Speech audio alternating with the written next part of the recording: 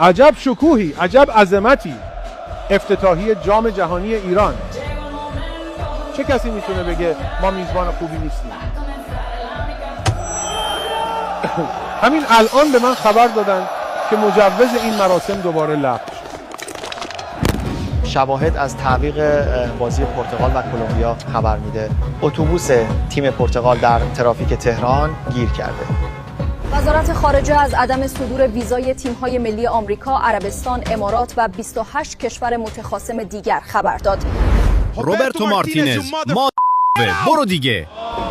نیمار به دلیل افتادن در چاله‌ای در وسط زمین مصدوم شد و ادامه رقابت‌ها را از دست داد. اما حضور فوق ستاره تیم ملی فرانسه در گلزار شهادت. از لحظه‌ای که پامو توی تهران گذاشتم گفتم اولین جایی که باید منو ببرید این مکان مقدسه. مرگ بر آمریکا و اسرائیل.